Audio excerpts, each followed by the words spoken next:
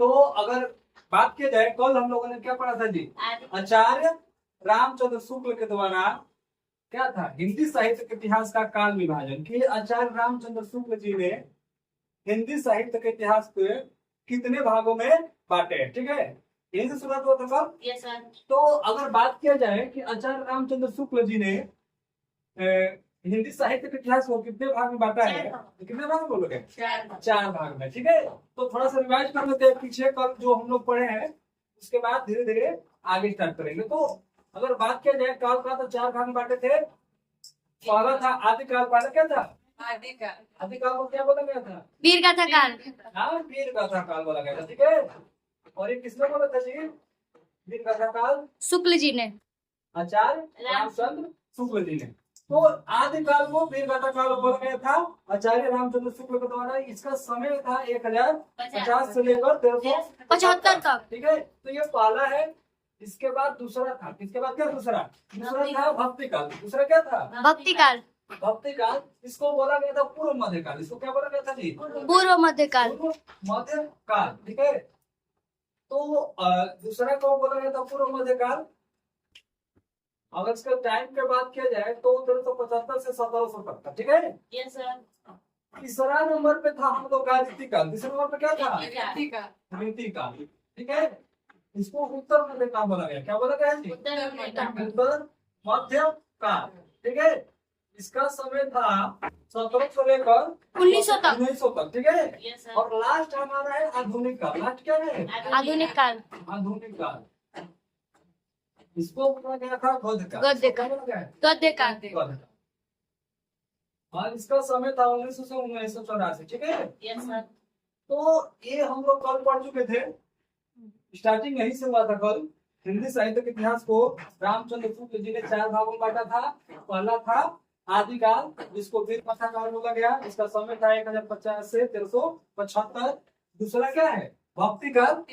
इसका समय है 1375 से लेकर 1700। इसको पूर्व मध्य काल बोला गया, ठीक है जी? और तीसरा था हमारा रीति काल। इसको उत्तर मध्य काल बोला गया। इसको समय था 1700 से लेकर 1900 तक। और लास्ट है आधुनिक काल, इसको गद्य काल के नाम से जाना जाता है। इसको 1900 से लेकर 1984 तक, ठीक है? तो ये काल हम लोग का रिवाइज हो गया। Yes sir. अब इसका नामकरण हुआ था। क्या हुआ था जी? नामकरण। जैसे बच्चे होते हैं तो नामकरण होता है ना? Yes sir. तो ये बताओ, जब नामकरण होता है तो एक बच्चे के अनेकों नाम रख दिए जाते हैं, रखा जाता है ना जी? Yes sir. क्यों या फिर कैसे रखा जाता है? वो अपने अपने पसंदीदा से जो हाँ, तो जिसका अच्छा जितना भी लगता है रिलेशन वाला जो भी रिश्तेदार है क्या करता है, कोई अपना अपना नाम सोचा रहता है कि हम इसका नाम ये रखेंगे, हम उसका ये नाम रखेंगे। लेकिन बच्चा तो एक ही रहेगा, लेकिन नाम कितने हो जाएंगे? अनेक। तो ठीक कहानी वैसी आदिकाल की है। किसकी है? आदिकाल की। तो इसके नामकरण हुआ, जो आदिकाल का नामकरण हुआ, तो अनेक विद्वानों ने अलग अलग नाम रखा। क्या किया? अलग अलग नाम रखा, ठीक है? तो उनके बारे में भी कल हम लोग पढ़ चुके थे। बस इसका रिवाइज करा ले रहे हैं फट से, कौन कौन थे। अगर बात किया जाए जॉर्ज ग्रिशन का, तो उन्होंने चरण काल बोला। क्या बोला? चरण काल, ठीक है? अगर हजारी प्रसाद द्विवेदी की बात किया जाए तो इन्होंने आदिकाल बोला था, ठीक है जी? अगर महावीर प्रसाद द्विवेदी की बात किया जाए तो इन्होंने बीज विपणन काल बोला था, ठीक है? अगर रामचंद्र शुक्ल की बात किया जाए तो इन्होंने क्या बोला था? वीर गाथा काल। क्या बोला था जी? वीर गाथा काल। राहुल संस्कृत की बात किया जाए तो इन्होंने सीधा समाज काल बोला था, ठीक है? अब अगला है हमारा डॉक्टर मोहन अवस्थी। डॉक्टर मोहन अवस्थी की अगर बात किया जाए, उन्होंने आधार काल पढ़ा था। क्या बोला था? आधार काल। और अगर विश्वनाथ प्रसाद मिश्र की बात किया जाए, इन्होंने वीर काल बोला था। तो ये लगभग 7-8 विद्वान है जिन्होंने अलग अलग क्या है नाम रखा है, ठीक है? तो यहाँ तक हो गया अब हम लोग का। इसके बाद हम लोगों ने रासो साहित्य के बारे में पढ़ा था। किसके बारे में? रासो साहित्य। तो रासो साहित्य की अगर बात किया जाए तो बताओ, रासो साहित्य में कितने साहित्य का जिक्र किया गया है? रासो साहित्य में कितने साहित्य के बारे में बताया गया है? 7 साहित्य। कितने थे? 7, ठीक है? तो अगर बात की जाए कि 7 कौन कौन से थे, तो बता दो कि नहीं कौन कौन से थे। क्या था? पहला कुमार रसो। क्या था जी? कुमार रसो। इसके रचयिता कौन है? दलपति विजय, ठीक है? इसके रचयिता कौन है? दलपत विजय। फिर अगला था विषमदेव रासो। अगला क्या था? विषमदेव रासो। इसके रचयिता या रचनाकार नरपति नालो नालो। ठीक है। अगला है परमाल रासो। परमाल रासो का रचनाकार कौन होंगे? जगनिक होंगे। ठीक है। पृथ्वीराज रासो। पृथ्वीराज रासो कौन होंगे जी? चंदन बरदाई। बरदाई। ठीक है। अगला था हमीर रासो। हमीर रासो के कौन होंगे? सारंग धर। ठीक है। उसके बाद हमारा क्या था? विजयपाल रासो। विजयपाल रासो का रचयिता कौन होंगे? नर सिंह। और लास्ट है रणमल छंद। इसके रचयिता होंगे श्रीधर। कौन होंगे? श्रीधर। तो ये सब हम लोगों ने पढ़ लिया था। 7 गो रासो साहित्य है। ठीक है। सातों ने कौन किसको क्या नाम रखा ये भी हो गया। अब इसमें ये पूछा जाता है कि हिंदी के पहले महाकवि कौन थे। तो हिंदी के पहले महाकवि की अगर बात की जाए तो कौन होंगे? याद है? कौन होंगे? चंद्र बरदाई होंगे। ठीक है। अगर बात की जाए हिंदी के पहले महाकाव्य तो पहला महाकाव्य कौन सा था? महाकाव्य हाँ, वो पृथ्वीराज पृथ्वीराज रासो। ठीक है। तो यहाँ तक हम लोगों ने कल पढ़ लिया। तो अब इसके आगे हम लोग एक एक चीज पढ़ेंगे। अब हेडिंग डालो कुमान रासो। हेडिंग डालो कुमान रासो। ठीक है। तो ये पीछे का रिवाज अब तक चल रहा था। अब इसके आगे हम लोग स्टार्ट कर रहे हैं। कुमान रासो हेडिंग डालो। ओके जी। अगर बात किया जाए कुमान रासो के रचयिता कौन है तो किसने लिखा था जी कुमान रासो? दलपति विजय। विजय ने लिखा था। ठीक है। किसने लिखा था? दलपति विजय। दलपति विजय। ठीक है। अगर पूछा जाए कि कब लिखा गया था, ये अगर क्वेश्चन आ जाए कि दलपति विजय ने कुमार रासो की रचना कब की थी तो ये लिखोगे 9वीं शताब्दी। कब जी? 9वीं शताब्दी। ठीक है। 9वीं शताब्दी में दलपति विजय ने कुमार रासो की क्या क्या था? रचना किया था। ठीक है। अगर ये पूछे कि कैसा काव्य है, जो ये काव्य है ये कैसा काव्य है तो ये है प्रबंध काव्य। कौन सा काव्य है जी? प्रबंध काव्य। देखो क्वेश्चन बहुत सारे बनेंगे और ये क्लास 12th में अगर पूछेगा तो यहाँ तक पूछेगा कि कुमार रासो का रचयिता कौन है, यहाँ तक। लेकिन जब ग्रेजुएशन में जाओगे, बीए करोगे, एमए करोगे, इसमें सब कुछ आ जाएगा। या फिर किसी चीज का तैयारी करोगे तो ये सारा क्वेश्चन आ जाएगा। तो यहाँ तक हो गया। ये कैसा काव्य है जी? प्रबंध काव्य। ठीक है। अगला है कि कौन सी भाषा में लिखा गया था, ये इसकी भाषा क्या थी। अब सब लोग अपना अपना भाषा बोल रहे हैं, कोई हिंदी, कोई भोजपुरी, कोई इंग्लिश, कोई कुछ। ठीक है जी।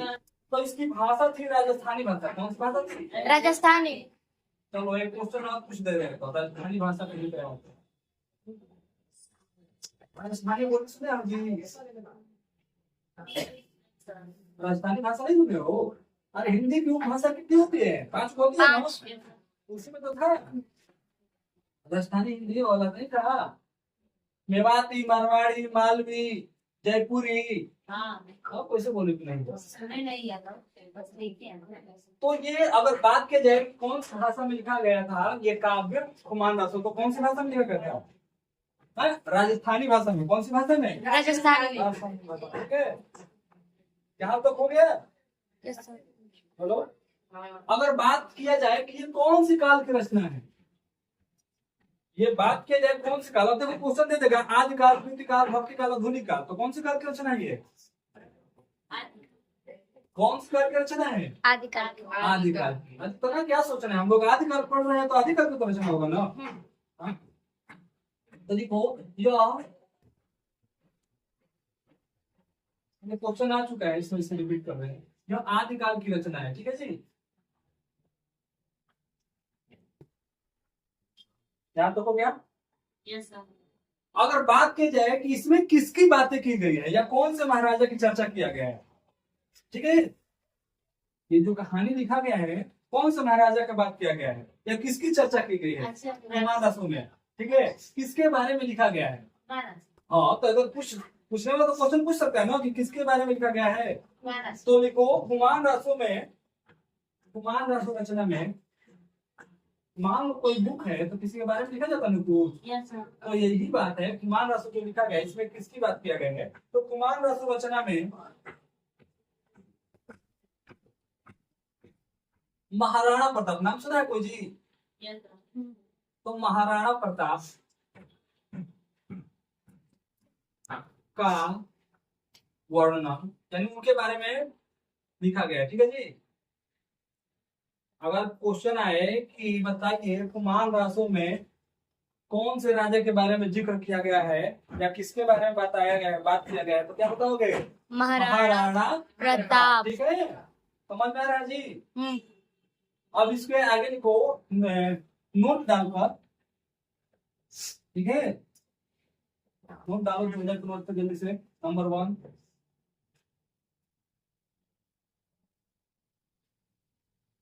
यहाँ तो हो गया। नंबर 1 बोले ये सब बोलिए। देखो इस रचना में कितने छंदों का प्रयोग किया गया? क्वेश्चन आएगा इस रचना में कितने छंदों का प्रयोग किया गया है? इस रचना में 5000 कितना जी? 5000 5000 छंद का प्रयोग हुआ है। ये जब रस छंद अलंकार पढ़ेंगे उस टाइम पे समझाएंगे कि छंद होता क्या है। ठीक है, तो इसमें 5000 छंद का प्रयोग किया गया है।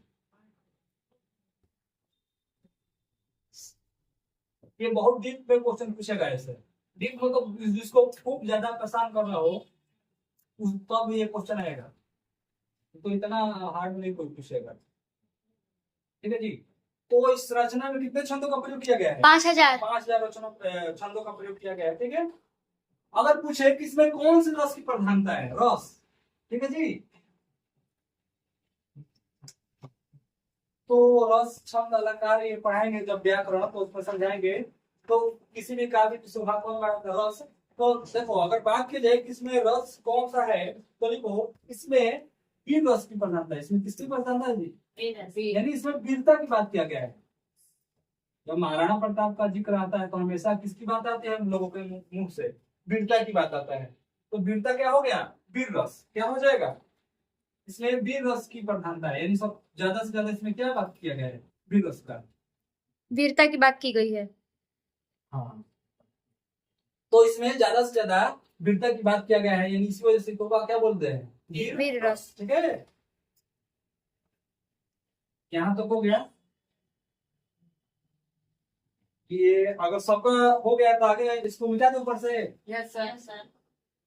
तो वो मिटा रहे हैं ऊपर से। ठीक है, थोड़ा बहुत और इसके बारे में जानकारी। एक एक चीज पढ़ते चलना है ताकि आगे चल के कोई समस्या ना आए। हिंदी से तो नहीं आएगा, ये तो कंफर्म है, इससे ज्यादा कुछ नहीं पूछेगा। ठीक है जी। अगर बात की जाए कि इसकी जो रचना ये सब है ये कहाँ पे सुरक्षित रखा गया है, तो लिखा गया है वो कहाँ पे है? ठीक है, तो लिखो इस ग्रंथ की प्रमाणिक। प्रमाणिक मतलब होता है प्रूफ, प्रमाण। ठीक है जी। हस्तलिखित। हस्त मतलब क्या होता है? हस्तलिखित मतलब हाथ से लिखा हुआ। यानी जो तुम हाथ से लिख रहे हो ना जी, Yes, वही क्या कहलाएगा? हस्तलिखित। जो हाथों से लिखा जाएगा वो क्या कहलाएगा? हस्तलिखित। ठीक है, तो इस ग्रंथ की प्रमाणिक हस्तलिपि प्रति मतलब होता है पेज उसका। प्रति पूना संग्रहालय कहाँ पे है जी? पूना। अच्छा, संग्रहालय क्या होता है? कौन बताएगा? जहाँ पे पुरानी चीजों को जो ऐतिहासिक है उसको क्या करके इकट्ठा करके रखा जाता है ताकि दूसरों को क्या कर सके? बताया जा सके, समझाया जा सके। समझ आ रहा है ना? इसको इस ग्रंथ की प्रमाणिक हस्तलिपि पुनः संग्रहालय में क्या क्या गया है? सुरक्षित रखा गया है। मान लो चलो किसी का मन कर दिया कि हमें खुमान रासों के बारे में क्या करना है? जानना है, तो जाएगा जब पुनः संग्रहालय में ना हो तो पूरा वो चीज उस टाइम का लिखा हुआ वहां पे मिल जाएगा। तो पुनः संग्रहालय में सुरक्षित रखा गया है। ठीक है जी, ये हो गया हमारा।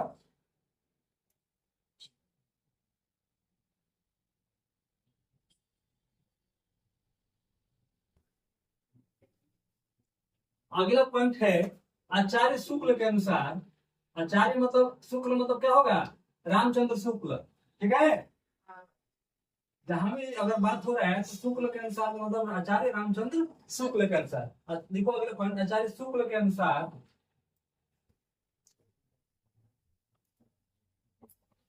आचार्य शुक्ल के अनुसार राजा कुमार रासो, राजा का नाम क्या था? राजा कुमार रासो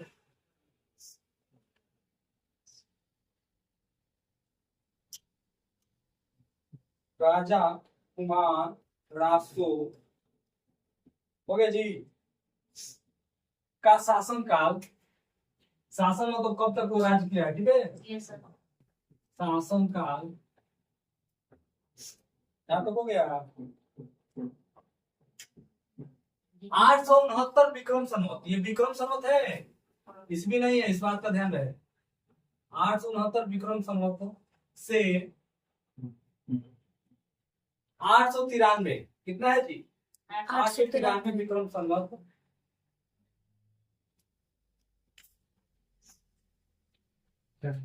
तक माना गया है, ठीक है।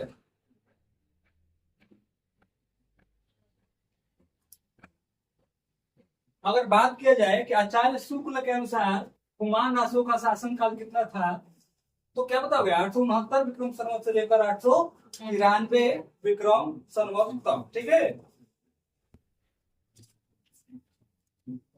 हो गया जी। Yes, sir. इसमें मतलब और किसकी बात हो रहा है? इसमें मतलब कुमार रासो में, इसमें मतलब किसका? कुमार रासो के बारे में पढ़ रहे हैं ना, और उसी की बात करो ना। तो देखो इसमें 24 युद्धों का, कितने युद्ध जी? 24 युद्धों का वर्णन किया गया है। हाँ, इसमें 24 युद्धों का वर्णन किया गया है, ठीक है। हो गया तो 5000 छंद लिखवा चुके हैं, इसमें 5000 छंद है, ठीक है जी। यस देखो इसमें 3 राजाओं का, इसमें अगला पॉइंट देखो, इसमें 3 राजाओं का,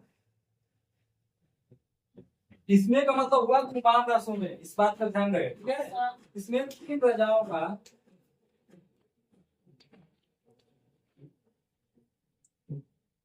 वीरता का वर्णन, इसका वर्णन जी वीरता का वर्णन किया गया, मतलब 3 को राजा के बारे में जिक्र किया गया है, उनकी वीरता के बारे में बताया गया है, ठीक है।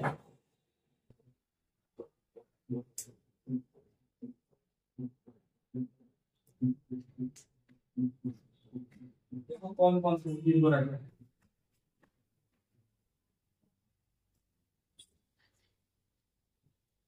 अगर बात किया जाए कि इसमें कितने राजाओं का जिक्र किया गया है, तो 3 राजा का जिक्र हुआ है और उनके वीरता के बारे में लोगों को बताया गया, ठीक है। तो देखो 3 को राजा कौन कौन से है, या 3 को कौन से समय पे हुआ है। तो पहला है प्रथम कुमार, पहला क्या है? प्रथम कुमार। ये अच्छा, प्रथम द्वितीय समझ में आ रहा है क्या होता है?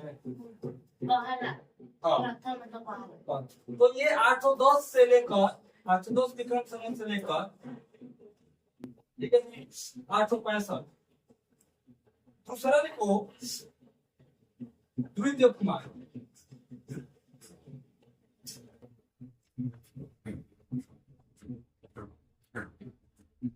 द्वितीय कुमार है 870 से 900 विक्रम संवत, ठीक है। तीसरा है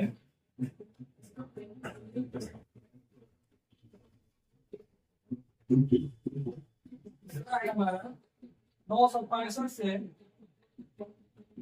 990।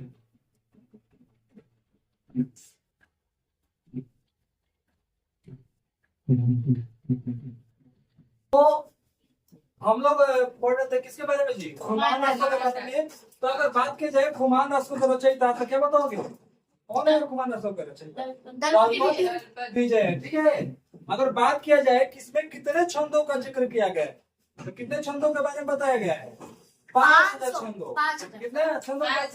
5000 छंद के बारे में बताया गया है। अगर बात किया जाए किसमें कितने राजाओं का वर्णन किया गया है, तो कितने राजाओं को बताओगे? 3 राजाओं का। तो 3 राजाओं की वीरता का वर्णन किया गया है। अगर बात किया जाए ये कौन से काल में रचना रचित किया गया, लिखा गया है, तो कौन से काल की बताओगे? आदिकाल में इस रचना को क्या किया गया है? लिखा गया है। और इसमें बात किया जाएगी इसमें कौन से राजा के बारे में जिक्र किया गया है? आचार्य शुक्ल के अनुसार। किसके अनुसार? आचार्य रामचंद्र शुक्ल के अनुसार। तो उसमें बताओगे महाराणा प्रताप, ठीक है।